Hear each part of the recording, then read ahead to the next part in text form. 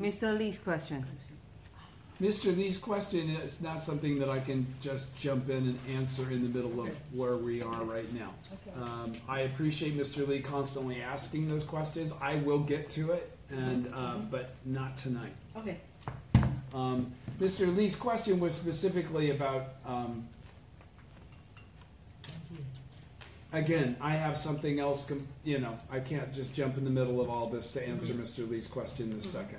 Okay, first of all, the last time we were together, we just finished chapter 10, right? And chapter 10 is, pardon me? Okay. Yeah, we start. Yeah, we did already start. Yeah. Okay. First of all, again, also, our best wishes and full support go out to all the members in Hong Kong that have asked for people to chat about the situation there. Obviously, we want peace and happiness for everyone, so we fully support that process. And you are in our prayers. The last time before we left on our business trip, and again, I apologize a little bit tonight. We just got back yesterday morning, so I'm pretty jet lagged. But we finished chapter 10, and I told you that we were going to go on. You guys keep looking. Is it okay? Yeah, sure. Okay. Yeah, I told you we were going to go on by reading the Emerging from the Earth chapter from the Lotus Sutra and then the orally transmitted teaching section on that. Okay?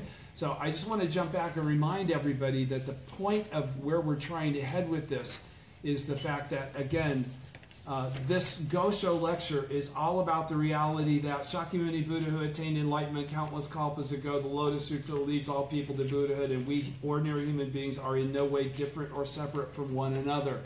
To chant Myoho Rengekyo with this realization is to inherit the ultimate law of life and death. That realization is what we're trying to convey to one another and pass on, make centered and foundationalized in our life, right? So in chapter 9, I just wanted to bring, before I start going into the Lotus Sutra, he says on page 93, this is all about the mentor and disciple. This heritage is something, this is the truth that's passed on from teacher to disciple. The disciple becomes the teacher and passes it on to the next disciple. Do you understand? There's no separation between disciples and teachers. We're all bodhisattvas of the earth. Were we not bodhisattvas of the earth, we couldn't chant the Daimoku. We couldn't even be doing what we're doing. All right? So he says here, in the middle of page 93, the Lotus Sutra from beginning to end teaches the oneness or shared commitment of mentor and disciple. That's what we should all be all about. Looking over the history of Buddhism, the deification of Shakyamuni began when his disciples forgot to strive with the same commitment he had. They put him up on a pedestal. They quit being exactly as he was. All right? I mean, that's the whole point. Why did Shakyamuni decide that he had to share his Buddhahood with everyone? His goal was to make everyone completely equal to him without there being any difference whatsoever. All right? So he can't be a deity unless we're a deity. Do you understand? You can, if you look at yourself as a deity, then that's fine. You can look at Shakyamuni as a deity. The point is that we are all powerful, powerful entities of the law. All right? The deification of Shakyamuni began when his disciples forgot to strive with the same commitment he had. They quit striving as Buddhists. If Shakyamuni, who attained enlightenment in the remote past, is turned into a transcendent, superhuman being, then the mentor-disciple relationship cannot function. The point is that when the Buddha's disciples fail to emulate his spirit and conduct, the Buddha merely becomes an object of veneration or worship. The Buddha, therefore, can no longer serve as a model for others' human revolution. What is human revolution? Buddhahood. The attainment of Buddhahood. So Shakyamuni can no longer serve as a model for the attainment of Buddhahood in your present form. Do you understand? All right. Everybody's with me? Are you? You got that clean yet, you think? Okay, good. Here we go. Starting on page 252 of the Lotus Sutra translated by Burton Watson, the Threefold Lotus Sutra translated by Burton Watson. Okay, so I'm going to be reading to you from this mostly tonight. All right? Again, there are other translations of the Lotus Sutra that exist. Most of them, I think you'll find, were not written or translated by academics. You'll find that they were translated by clerics. They then tend to favor, in terms of interpretation, the particular school that did that translation. So this is the most viable source that I can think of in terms of academic credibility, reliable translation that you can find on the face of the earth. This version that the Soka Gakkai sponsored with Mr. Watson before his death. It's a treasure that will last for many generations beyond now. Trust me, watch what happens. Okay, so on page 252 is where chapter 15, the beginning of the essential teaching of the Lotus Sutra, starts. And I'm going to start reading from the translation. At that time, chapter 15, emerging from the earth. At that time, the Bodhisattvas Mahasattva, who had gathered from lands in other directions greater in number than the sands of 8 Ganges rivers, stood up in the midst of the great assembly, pressed their palms together, bowed in obeisance, and said to the Buddha, "World-honored one, if you will permit us in the age after the Buddha has entered extinction to diligently and earnestly protect, embrace, read, recite, copy, and offer alms to this sutra in the Sahe world, we will preach it widely throughout this land." Okay? His response, at that time the Buddha said to the Bodhisattvas Mahasattva. By the way, Mahasattva just means they're great Bodhisattvas, okay? "Leave off, good men. There is no need for you to protect and embrace this sutra. Why? Because in this Sahi world of mine, there are Bodhisattvas Mahasattva who are as numerous as the sands of 60,000 Ganges rivers, and each of these Bodhisattvas has a retinue equal to the sands of 60,000 Ganges rivers."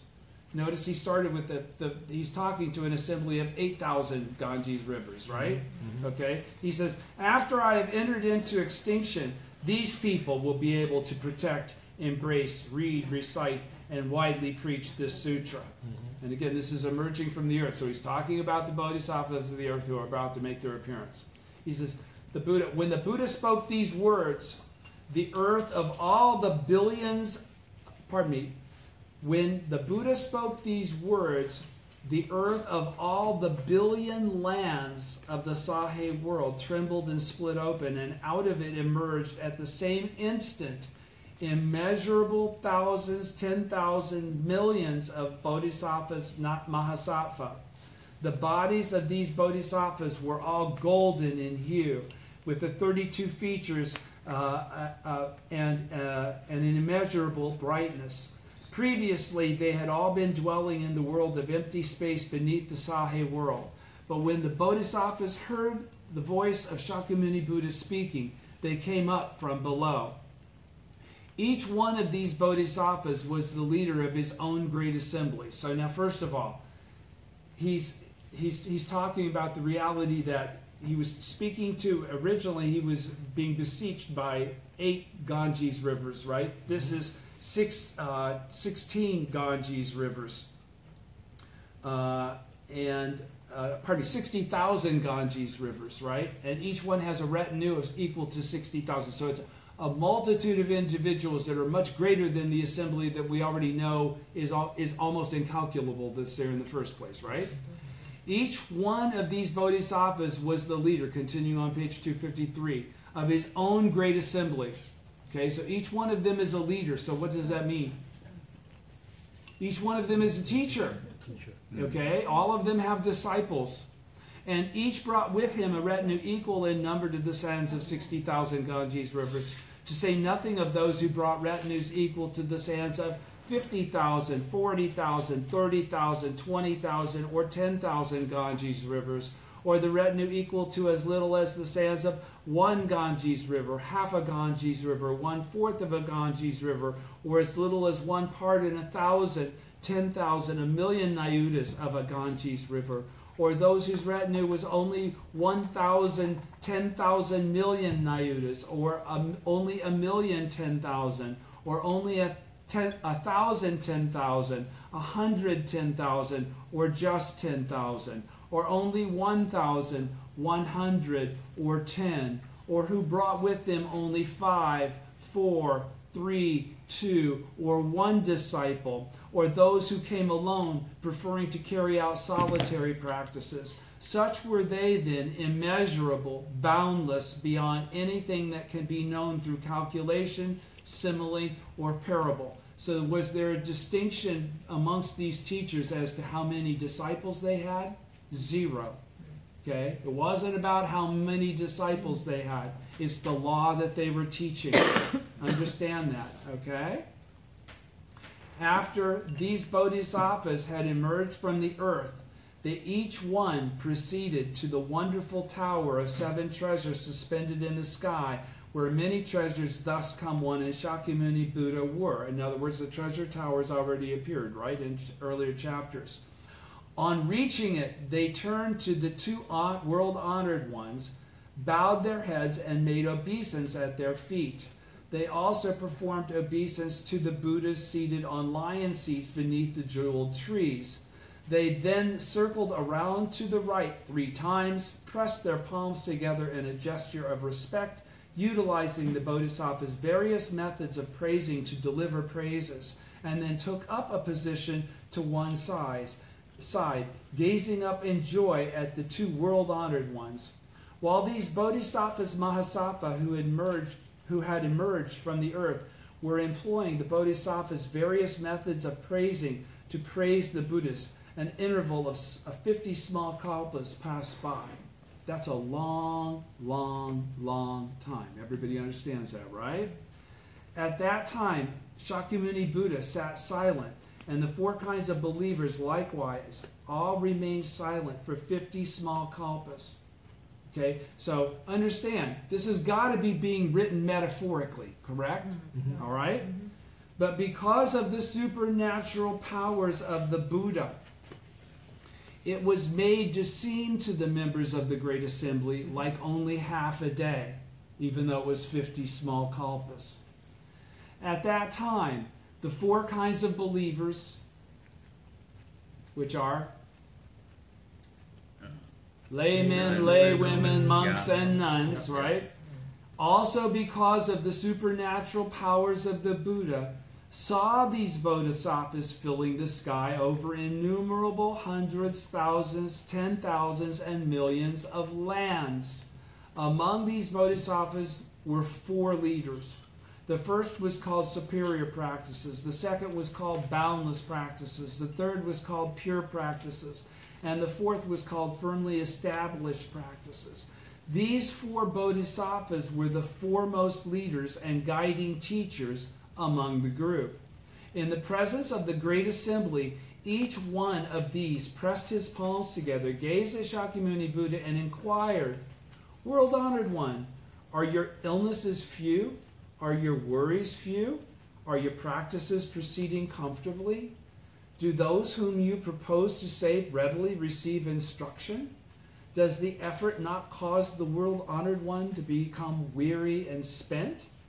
At that time, the 4 great bodhisattvas spoke in verse form, saying, "Is the world-honored one comfortable with few illnesses, few worries? In teaching and converting living beings, can you do so without fatigue and weariness? And do living beings receive instruction readily or not? Does it not cause the world-honored one to become weary and spent?" So they immediately asked, "Hey, is this all of this too difficult for you?" At that time, in the midst of the great assembly of bodhisattvas, the world-honored one spoke these words, just so, good men. Thus come one is well and happy, with few ills and few worries. The living beings are readily converted and saved, and I am not weary or spent. Why? Because for age after age in the past, the living beings have constantly received my instruction, and also they have offered alms and paid reverence to the Buddhas of the past and have planted various good roots. So when those living beings see me for the first time and listen to my teaching, they all immediately believe and accept it, entering into the wisdom of a thus come one, with the exception of those who earlier practiced and studied the lesser vehicle. He sticks that exception in there, right? With the exception of those who earlier practiced and studied the lesser vehicle. So the bodhisattvas of the earth, and the teachers and the disciples being taught by the bodhisattvas of the earth, are they able to immediately accept? Yes. Pardon me. The bodhisattvas of the earth are able to immediately accept. Okay, but those who have studied lesser vehicle are not. He says, and now I will make it possible for these persons to listen to this sutra and enter the wisdom of a Buddha. At that time, the four great bodhisattvas spoke in verse form, saying, excellent, excellent, great hero, world-honored one, the living beings are readily converted and saved. They know how to inquire about the most profound wisdom of the Buddhas, and having heard, they believe and understand it. We are accordingly overjoyed. So they're most impressed about all those people that were able to accept the teaching upon hearing it. Correct? Right? At that time, the world-honored one praised the great bodhisattvas who led the group, the four great bodhisattvas, okay, saying, excellent, excellent, good men. You should know how to rejoice in your hearts for the thus. You know how to rejoice in your hearts for the thus come one. At that time, the bodhisattva Maitreya and the multitude of bodhisattvas equal in number to the sands of 8,000 Ganges rivers all thought to themselves. Now, who's Maitreya? In the assembly, there's all these different groups, right? He's the leader of the bodhisattvas group, not the voice hearers or the cause awakened ones, right? He's the leader of the bodhisattvas. He's the foremost of the bodhisattvas, Maitreya is, all right? He's been with the Buddha since day one in his mind. Everybody understands what I'm saying? All right? He's not blown away when the treasure tower appears.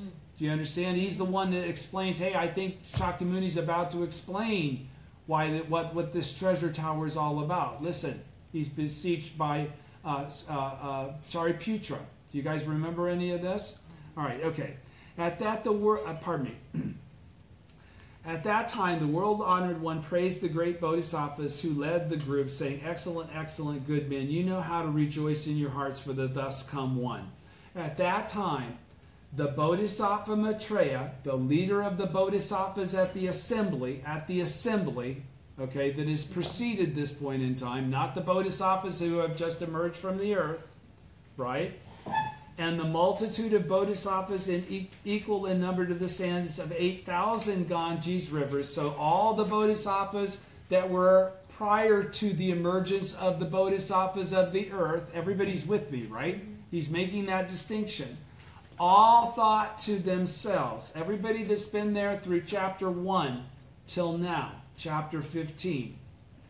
Everybody that's been there through the theoretical teaching. All think to themselves, never in the past have we seen or heard of such a great multitude of bodhisattva mahasattvas as these who have emerged from the earth and now stand before the world-honored one, pressing their palms together, offering alms, and inquiring about the thus come one. Are you cool, dude?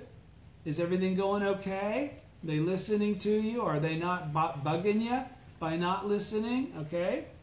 At that time, the Bodhisattva Mahasattva Maitreya, knowing the thought that was in the minds of the Bodhisattvas as numerous as the sands of 8,000 Ganges rivers, the original people that have been in the assembly, and wishing also to resolve his own doubts, pressed his palms together, turned to the Buddha, and made this inquiry in verse form. Immeasurable thousands, 10,000s, millions, a great host of bodhisattvas, continuing on page 256, such as this was never seen in the past.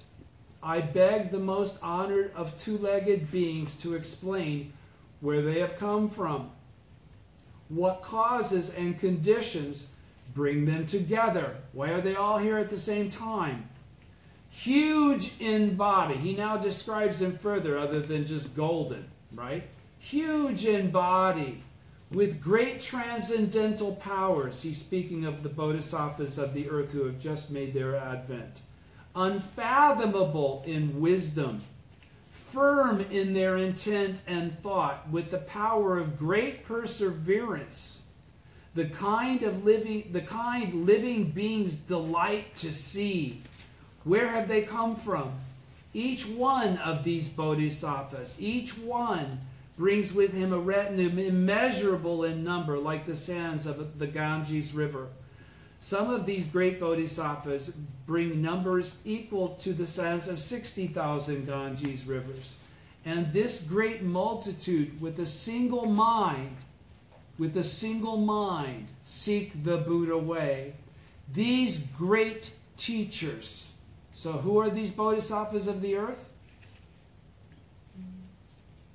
They're all great teachers. Yep. Please do understand that. They're coming as disciples, but they're also at that same time, the same time they're disciples, they're great teachers. There's no difference between them and their teacher. Okay? They're not lesser than. There's not something more for them to attain. All right? These great teachers, equal in number to the sands of 60,000 Ganges rivers, together come to offer alms to the Buddha and to guard and uphold this sutra. More numerous are those with followers like the sands of 50,000 Ganges rivers, those with followers like the sands of 40,000, 30,000, 20,000, 10,000, 1,100, or the sands of a single Ganges river, half a Ganges river, 1/3, 1/4, or only 1 part in a million, 10,000. 1 part in a million, 10,000. Those with 1,000, 10,000 nayutas, 10,000, a million disciples, or 500,000, or, they are more numerous still. Those with 100,000 or 10,000 followers, 1,000 or 100, 50 or 10, 3, 2 or 1, or those who come alone without followers, delighting in solitude, all coming to where the Buddha is. They are even more numerous than those described above. They are even more numerous than what I just described them as being. If one should try to use an abacus to calculate the number of this great multitude, though he spent as many kalpas as Ganges sands, he could never know the full sum. So there are so many, they are incalculable, right? This host of bodhisattvas with their great dignity, these are all bodhisattvas of the earth that are incalculable in number. This host of bodhisattvas with their great dignity, virtue, and diligence, who preached the law for them? Who taught and converted them and brought them to this? Under whom did they first set their minds on enlightenment? What Buddha's law do they praise and proclaim? What sutra do they embrace and carry out? What Buddha way do they practice? These bodhisattvas possess transcendental powers and the power of great wisdom. The earth in 4 directions trembles and splits, and they all emerge from out of it. World-honored one, from times past, I, Maitreya, have seen nothing like this. I beg you to tell me where they come from. The name of the land. I have constantly journeyed from land to land, but I have never seen such a thing. In other words, he's saying, I've been hanging with you for a long time, dude. I never saw any of these guys. But I have never seen such a thing. In this whole multitude, there is not one person that I know. Suddenly they have come up from the earth. I beg you to explain the cause. The members of this great assembly now, the immeasurable hundreds, thousands, millions of bodhisattvas, all want to know these things. Regarding the causes that govern the beginning and end of this multitude of bodhisattvas, possessor of immeasurable virtue, world-honored one, we beg you to dispel the doubts of the assembly. Everybody's with me? All right? Maitreya is saying, like, what the hell is going on here? All right?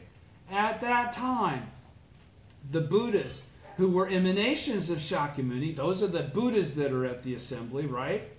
The Buddhas of, at that time, the Buddhas who were emanations of Shakyamuni Buddha and had arrived from immeasurable thousands, 10,000s, millions of lands in other directions, were seated cross-legged on lion seats under jewel trees in 8 directions, right? That's how they set themselves up after they made their appearance.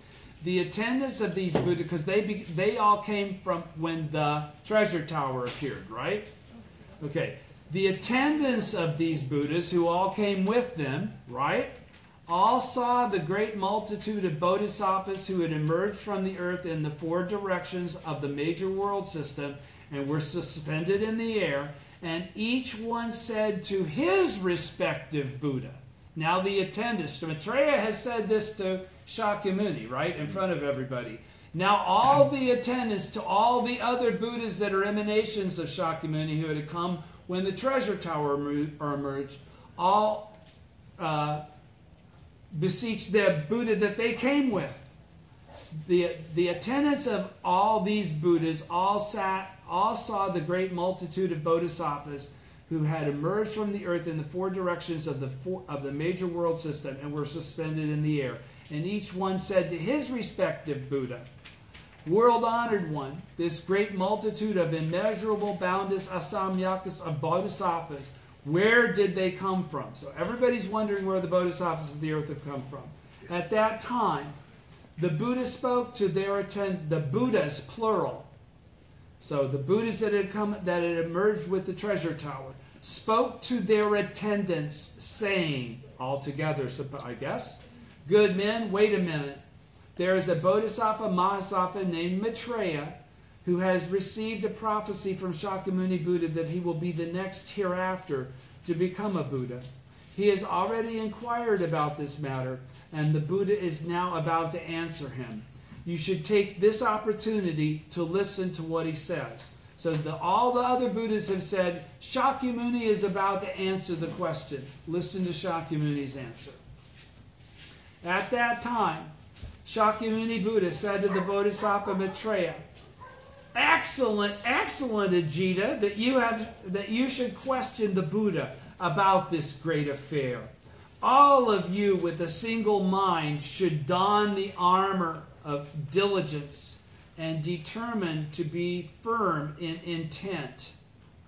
All right? So he's saying you should do no matter what it takes, and you should be very firm in your resolve to get to the answer that I'm about to give you. The thus come one wishes now to summon forth and declare the wisdom of the Buddhas, of all of us Buddhas. The freely exercised transcendental power of the Buddhas, plural. The power of the Buddhas, plural, that has the lion's ferocity. The fierce and greatly forceful power of the Buddhas. So he's not just speaking about his own power, is he? He's speaking about the power of all who have attained the 10th. Okay, you with me? All right, at the bottom of page 258. At that time, the world-honored one, wishing to state his meaning once more, spoke in verse form, saying, be diligent and of a single mind, for I wish to explain this affair. Have no doubts or regrets. The Buddha wisdom is hard to fathom. If you're a little bit confused, don't be bummed out. Okay, this is going to be difficult for you to kind of understand here. But now is the time to use faith as the basis of your understanding. All right? For have no doubts or regrets. The Buddha wisdom is hard to fathom. Now you must put forth the power of faith, abiding in patience and goodness. A law that in the past was never heard, you will now be able to hear. Now I will bring you ease and consolation. Do not harbor doubts or fears. So who's he speaking to? Is he speaking to the other Buddhas in the assembly? No, he's speaking to their attendants, because those Buddhas have said Shakyamuni is about to answer the question. This is the answer for all those who are not Buddhas. All those who are Buddhas at the assembly already know the source of all Buddhas. You understand? All right, he's about to explain that. He says, now I will bring you ease and consolation. Do not harbor doubts or fears. The Buddha has nothing but truthful words. This may all seem to be suddenly a contradiction, but it isn't. His wisdom cannot be measured. You can't grasp why I'm explaining it this way. This foremost law that he has gained is very profound, incapable of analysis. You guys are going to try and think your way through it. You're not going to be able to pull that off. This is only through faith and practice. He will expound now. He will now expound it. You must listen with a single mind. What is that single mind? Single mind of faith. All right? Do you understand? All right, continuing. At that time, the world-honored one, having spoken these verses, said to the Bodhisattva Maitreya, with regard to this great multitude,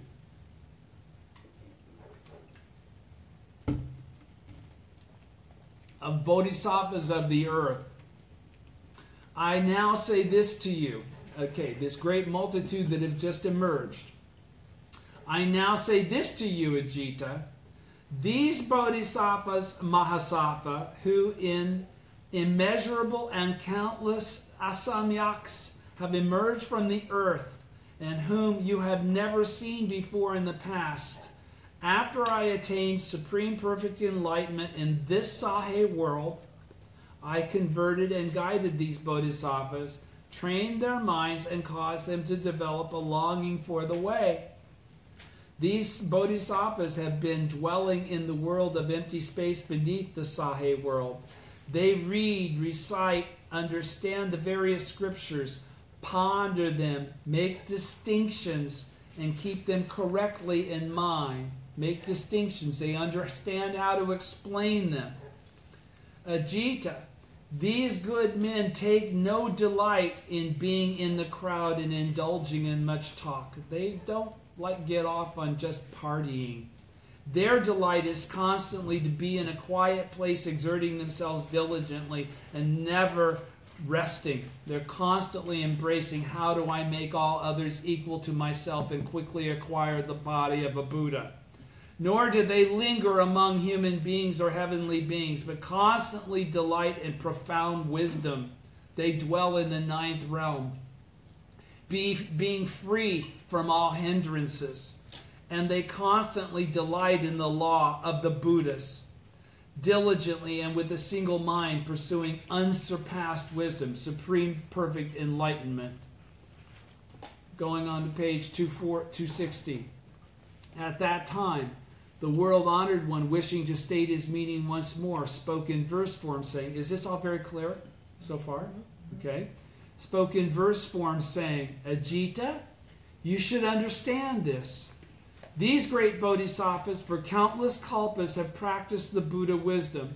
All have been converted by me. I caused them to set their minds on the great way.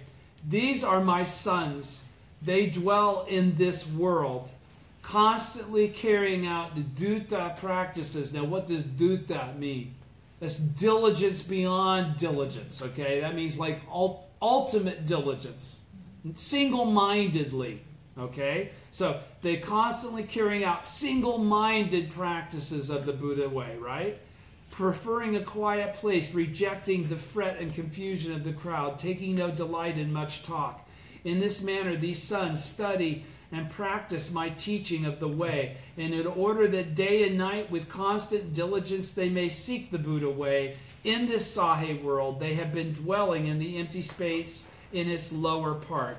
Firm in the power of will and concentration, with constant diligence seeking wisdom, they expound various wonderful doctrines, and their minds are without fear. When I was in the vicinity of the city of Gaya, seated beneath the Bodhi tree, I attained the highest, the correct enlightenment, and turned the wheel of the unsurpassed law. Thereafter I taught and converted them, caused them for the first time to set their minds on the way. Now all of them dwell in the stage of non-regression, and all in time will become Buddhas, will reveal their Buddhahood. What I speak now are true words. With a single mind, you must believe them. Ever since the long distant past, I have been teaching and converting this multitude. Now, this is the top of page 261. Can you understand where this might, what he just said might cause some confusion, right? City of Gaia. He attained Buddhahood not in this life. He's talking about that lifetime. These bodhisattvas have been around forever, right? So he says, at that time, the Bodhisattva Mahasattva Maitreya, as well as the countless other bodhisattvas, found doubts and perplexities rising in their minds. They were puzzled at this thing that had never happened before, and thought to themselves, how could the world-honored one, in such a short space of time, have taught and converted an immeasurable, boundless, asamyak number of great bodhisattvas of this sort, and enabled them to dwell in supreme perfect enlightenment? Thereupon Maitreya said to the Buddha, world-honored one, when the thus come one was crowned prince, Siddhartha, you left the palace of the Shakyas and sat in the place of enlightenment not far from the city of Gaya, and there attained supreme perfect enlightenment. Barely 40 years or more have passed since then. World-honored one, how in that short time could you have accomplished so much work as a Buddha? Was it through the authoritative powers of a Buddha or through the blessings of a Buddha that you were able to teach and convert such an immeasurable number of great bodhisattvas and enable them to achieve supreme perfect enlightenment? World-honored one, a multitude of great bodhisattvas such as this, a person might spend 1,000, 10,000, 1,000,000 kalpas counting them and never be able to reach the end or discover the limit. Since the far distant past, in the dwelling place of immeasurable, boundless numbers of Buddhas, they must have planted good roots, carried out the Bodhisattva way, and engaged constantly in Brahma practices. World-honored one, it is hard for the world to believe such a thing. Suppose, for example, that a young man of 25 with ruddy complexion and hair still black should point to someone who was 100 years old and say, "This is my son." Or that a 100-year-old man should point to the youth and say, "This is my father who sired and raised me." This would be hard to believe, and so too is what the Buddha says. It has in fact not been long since you attained the way. But, at the top of page 62, this great multitude of bodhisattvas have already for immeasurable thousands, 10,000s, millions of kalpas applied themselves diligently and earnestly for the sake of the Buddha way. They have learned to enter into, emerge from, and dwell in immeasurable hundreds, thousands, 10,000s, millions of samadhis, have acquired great transcendental powers, have over a long period carried out Brahma practices, and have been step by step and have been able to step by step practice various good doctrines, becoming skilled in questions and answers, a treasure among persons, something seldom known in all the worlds. And today, world-honored one, you tell us that in the time since you attained the Buddha way, you have caused these people for the first time to aspire to enlightenment, have taught, converted, and led them to and directed them towards supreme perfect enlightenment?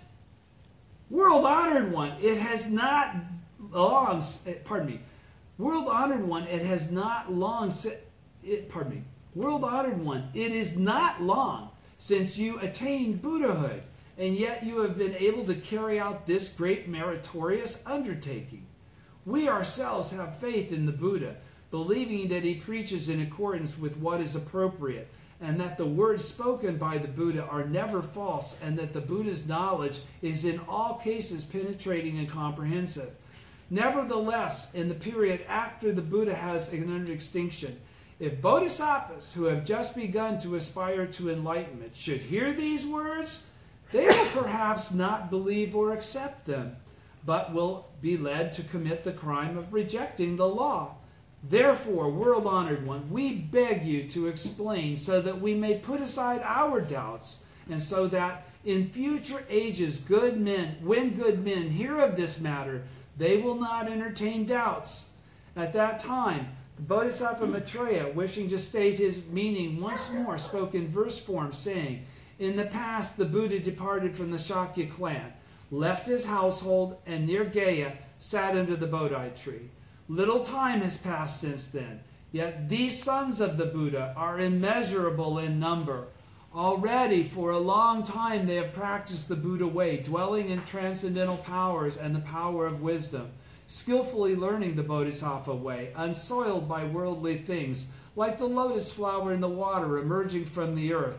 All display reverent and respectful minds, standing in the presence of the world-honored one. This is difficult to fathom. How can one believe it? The Buddha attained the way recently, yet those he has helped to gain success are so many.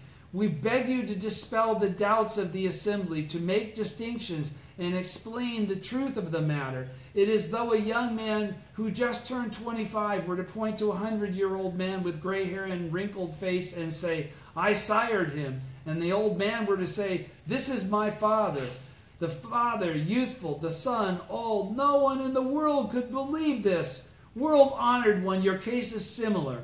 Only very recently you attained the way. These bodhisattvas are firm in will, in no way timid or immature. For immeasurable kalpas they have been practicing the bodhisattva way. They are clever at difficult questions and answers. Their minds know no fear. They have firmly cultivated persevering minds, upright in dignity and virtue. They are praised by the Buddhas of the 10 directions as able and adept at preaching distinctions. They have no wish to remain among the crowd, but constantly favor a state of meditation. And in order to seek the Buddha way, they have been dwelling in the space beneath the earth. This we have heard from the Buddha and have no doubts in the matter, but for the sake of future ages, we beg the Buddha to explain and bring about understanding. If with regard to this sutra, one should harbor doubt and fail to believe it, one will fall at once into the evil paths. So we beg you now to explain these immeasurable bodhisattvas, how in such a short time did you teach them, cause them to have aspiring minds, and to dwell in the stage of no regression. And of course, the next chapter, he explains all that by explaining his own lifespan. Yeah. The lifespan of the thus come one. Okay? And that's how he pulled all this off. All right? Everybody's with me, right? Yes. Okay, so once again, though, the reason that I brought this up is that we're now getting into the bodhisattvas of the earth and the inseparability of the disciples of the original teacher with the original teacher.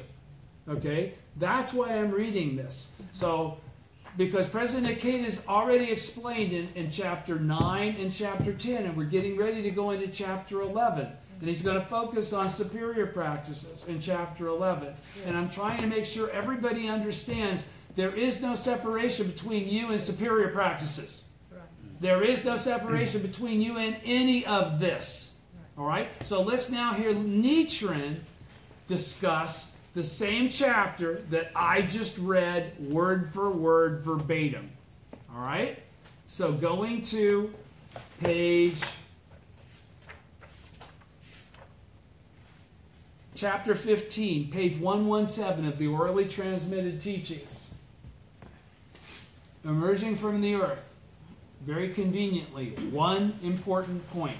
So he creates an entire summation in the OTT for what I just read. All right? Point 1. On the passage, among these bodhisattvas were 4 leaders. The first was called superior practices. The second was called boundless practices. The third was called pure practices. And the fourth was called firmly established practices. These 4 bodhisattvas were the foremost leaders and guiding teachers among all the group. The record of the orally transmitted teaching says, this is page 117, the record of the orally transmitted teaching says, this chapter, emerging from the earth, is devoted entirely to matters pertaining to the bodhisattvas of the essential teaching, those who were taught and converted by the Buddha in his true identity. The action carried out by the bodhisattvas of the essential teaching is Nam-myoho Renge-kyo. Let me say that again. All right. The record of the orally transmitted teachings says, so the Daishonin says, my teaching is as follows, that this chapter, emerging from the earth, is devoted entirely to matters pertaining to the bodhisattvas of the essential teaching. Now, what is the essential teaching? It's the latter half of the Lotus Sutra, but in reality, it's Nam-myoho Renge-kyo. Okay? So, this is all about Nam-myoho Renge-kyo, is what Nichiren just said. Those who were taught and converted by the Buddha in his true identity, the original state. All right? The action carried out by the bodhisattvas, continuing, of the essential teaching is Nam-myoho Renge-kyo. That's all the disciples of Nichiren. That's who could do that prior to Nichiren? Nobody. Okay, so we are the disciples of the original teacher. That's where Nam-myoho Renge-kyo comes from. That's what he's trying to explain here. All right? The action carried out by the bodhisattvas of the essential teaching is Nam-myoho Renge-kyo, not the Buddhism of the harvest. This is referred to in the character Sho, advocating in the compound Shodo, or advocating and guiding. The character Do signifies that they will lead and guide all the living beings of the country of Japan to the pure land of the holy mountain Eagle Peak. As for these guiding teachers, the bodhisattvas of the earth, as for these guiding teachers of the latter day of the law, bodhisattvas of the earth, the term teachers can only be applied to the bodhisattvas of the essential teaching. Okay? So what did he just say there?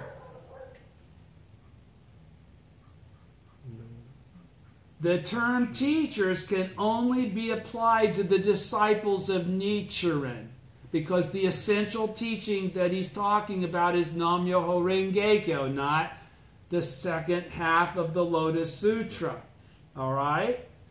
In explaining the identity of the four great bodhisattvas described here in the Emerging from the Earth chapter of the Lotus Sutra, Volume 9 of Supplement to Words and Phrases, following the explanation given in Volume 9 of Words and Phrases. Everybody's with me there? All right. The explanation of the explanation. The four leaders described in the sutra passage here represent the four virtues. Superior practices represents the virtue of true self. Boundless practices represents the virtue of eternity.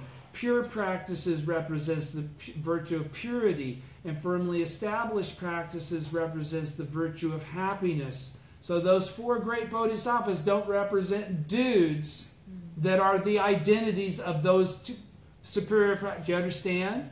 These are aspects of the Buddha. All right? There are times when a single person possesses all four of these principles.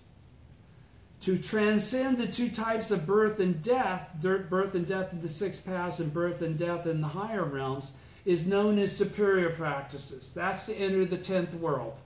Okay? And to dwell in the 10th world. Okay? Lifetime after lifetime, you're the Buddha, right? That's to attain Buddhahood in your present form. To go beyond the two opposing views that life is cut off after one existence, or that it is eternally the same, is called boundless practices. That's also Buddhahood. Because one overcomes the 5 categories of illusions and entanglements, that state is designated pure practices. That's also Buddhahood. And because one is as perfect in virtue as the Buddha who attained enlightenment under the Bodhi tree, that state is named firmly established practices. That is also Buddhahood. Everybody's with me? Nichiren and his followers who now chant Nam-myoho Renge-kyo are all followers of these bodhisattvas who emerged from the earth. Again, one may say that fire is that which burns things and hence corresponds to superior practices. Water is that which purifies things and hence it corresponds to pure practices. Wind is that which blows away dust and grime and hence corresponds to boundless practices. The great earth is that which nourishes plants and trees and corresponds to firmly established practices. These are the respective merits of the four bodhisattvas. Though the practices of the four bodhisattvas differ from one another, they are in effect the practice of Myoho Renge-kyo. They are in effect all Nam-myoho Renge-kyo. They're not separate things. Everybody's with me? Yes. Okay. So when we embrace Nam-myoho Renge-kyo, we're embracing and actualizing all of that. Okay? These four bodhisattvas dwell in the lower region. Therefore, the commentary, Words and Phrases, Volume 9, says that they dwell in the depths of the Dharma nature, the ninth consciousness, the ultimate region of the profound source. The lower region is where they live and abide, and the lower region represents the principle of truth, the ninth consciousness. Supplement to the Words and Phrases says the lower region is described by Master Tao Xing as the place where one abides in the principle, What emerge and become manifest from this dwelling in the principle are referred to as actual events. The state of substantiality, right? Becoming manifest. Everybody's with me? You just described just temporary existence and, okay?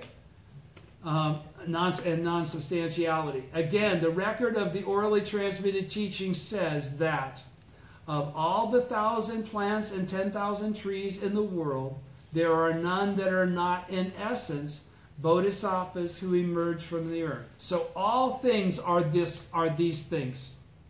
All right? Everybody's with me? Because the earth, there's no separation between the earth and the living beings that dwell in it, right? Thus we may say that the bodhisattvas who emerge from the earth are the bodhisattvas of the essential teaching. The word essential or original represents the merits handed down from the past of numberless major world system dust particle kalpas ago. The merits that are without beginning and without end, kuan.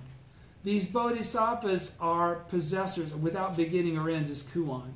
These bodhisattvas are possessors of the essential or original law. The original law is Nam-myoho Renge-kyo. He's revealing Nam-myoho Renge-kyo. Nichiren is revealing. He's the teacher of Nam-myoho Renge-kyo. That's the essential teaching.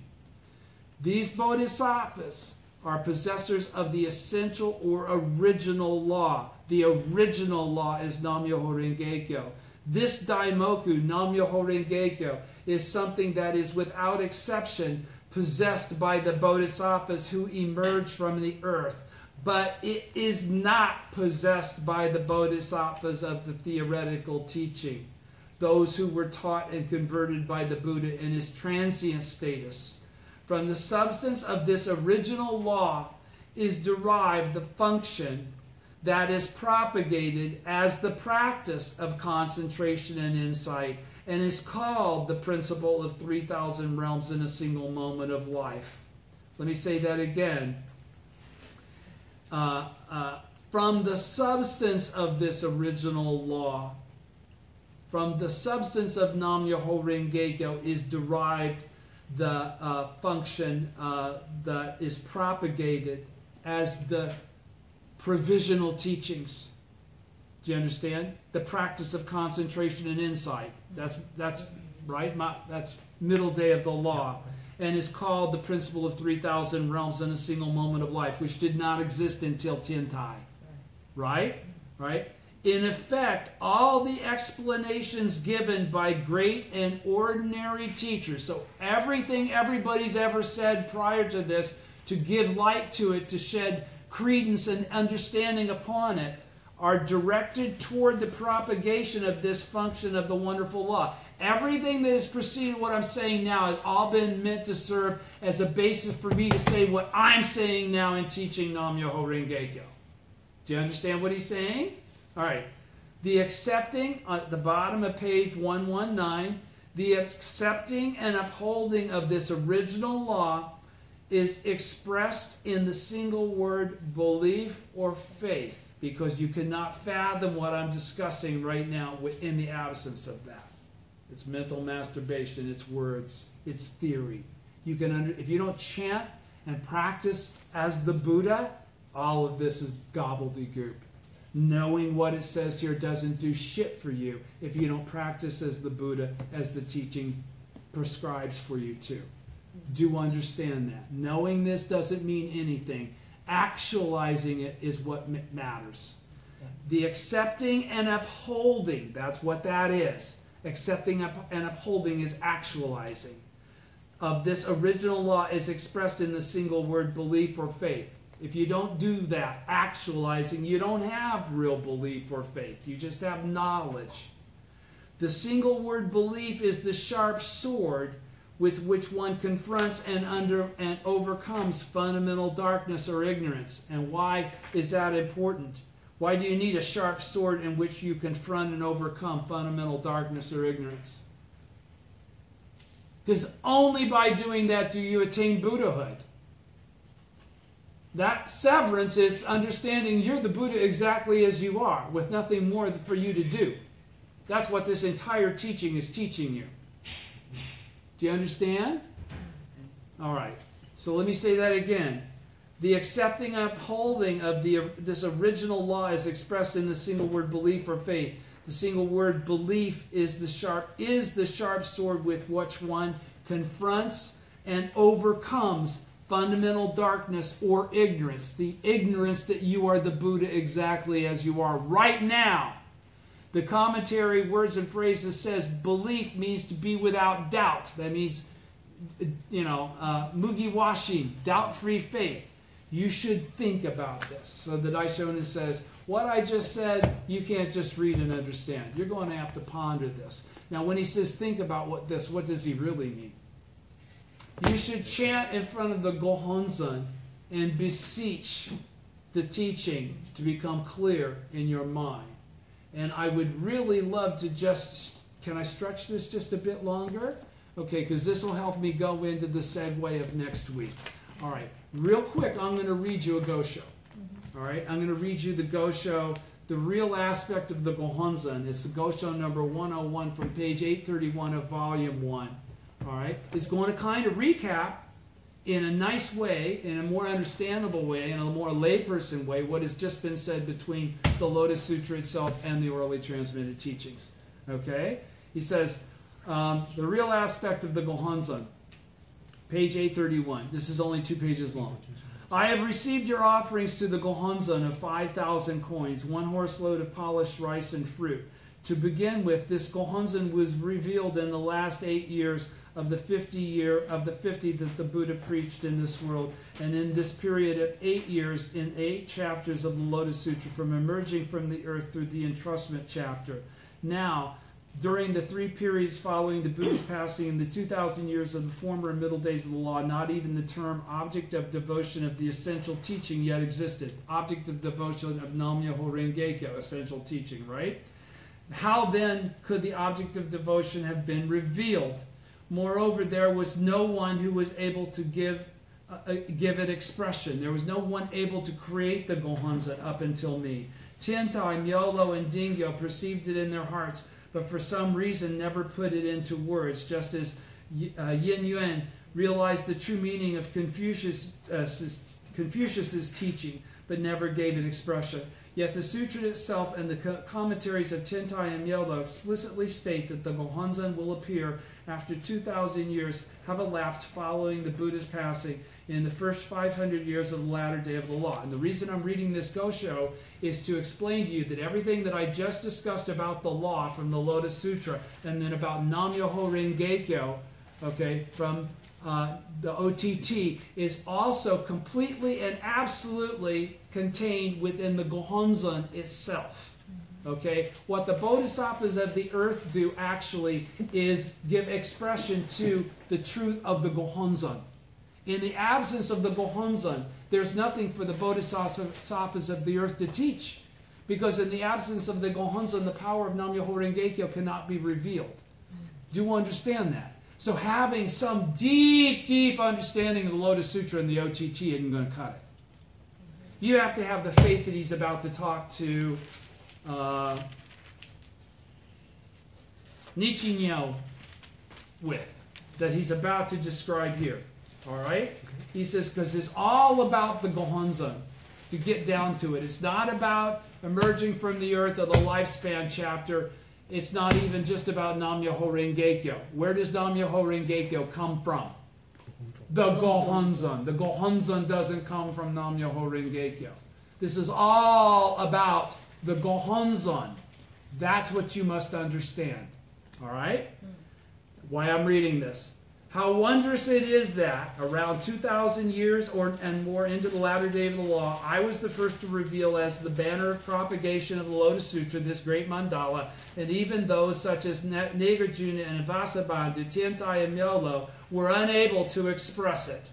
This mandala is in no way my invention. It is the object of devotion that depicts Shakyamuni Buddha, the world-honored one, seated in the treasure tower of many treasures Buddha, and the Buddhas who were Shakyamuni's emanations as perfectly as the print matches its woodblock.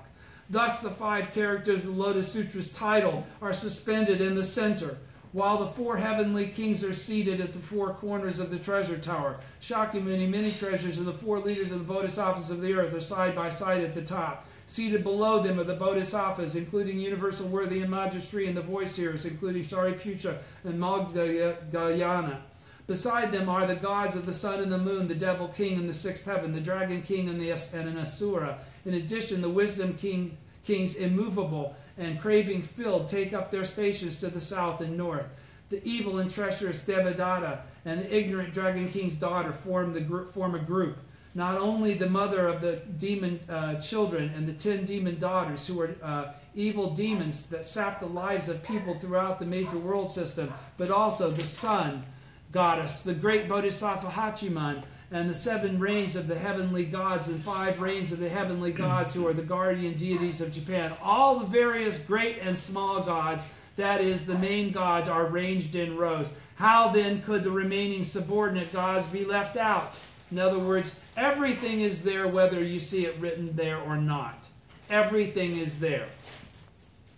The Treasure Tower chapter states, Shakyamuni Buddha used his transcendental powers to lift all the members of the Great Assembly up into the air. Without exception, all these Buddhas, Bodhisattvas, great sages, and in general, all the various beings of the 2 worlds and the 8 groups who appear in the introduction chapter of the Lotus Sutra dwell in this Gohonzon.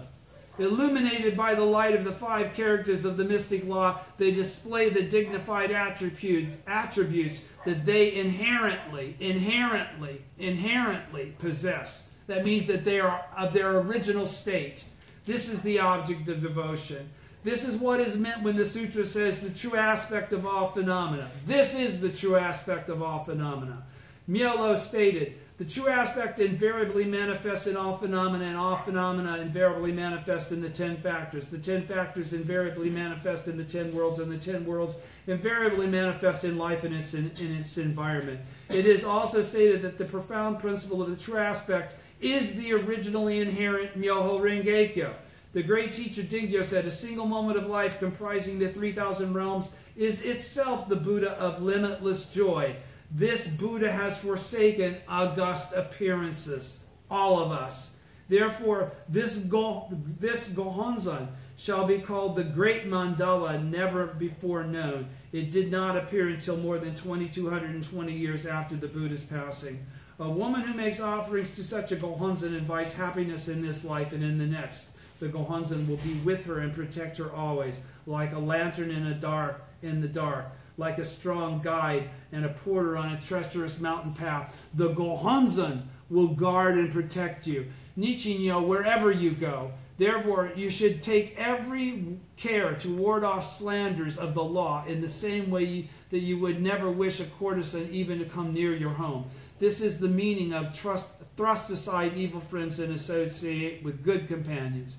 Never seek this Gohonzon outside yourself.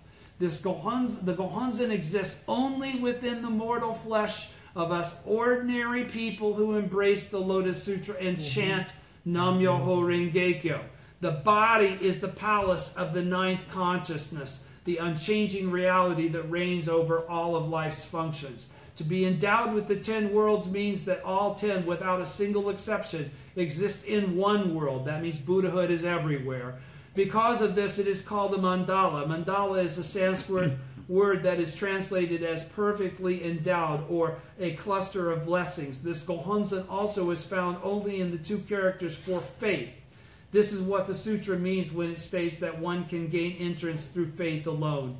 Since Nichiren's disciples and lay supporters believe solely in the Lotus Sutra, honestly discarding expedient means, the teachings that preceded Nichiren's, and not accepting even a single verse of the other sutras, exactly as the Lotus Sutra teaches, they can enter the treasure of the treasure tower of the Gohonzon. How reassuring! Make every possible effort for the sake of your next life. What is most important is that by chanting Nam-myoho Renge-kyo alone, you can attain Buddhahood. It will no doubt depend on the strength of your faith. To have faith is the basis of Buddhism. To have faith is the basis of Buddhism. Thus, the 4th volume of Great Concentration and Insight states, Buddhism is like an ocean that one can only enter with faith. The 4th volume of Annotations on Great Concentration and Insight explains this. With regard to the phrase, Buddhism is like an ocean that one can only enter through faith, even Confucius taught that faith is first and foremost. How much more so is this true with that of the profound doctrines of Buddhism? Without faith, how could one possibly enter?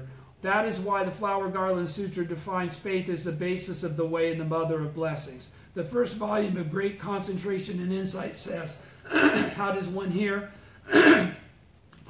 how does one here believe in and practice the perfect teaching to attain perfect enlightenment? The 1st volume on Great Concentration and Insight says, to believe in the perfect teaching means to awaken faith through doctrine and to make faith the basis of practice. A non-Buddhist document relates that because the Emperor Han believed his age report, the waters of a river froze on the spot. Another tells how Li Kuang, because he was eager to revenge his father, shot an arrow all the way up into its feathers into a boulder hidden in the grass.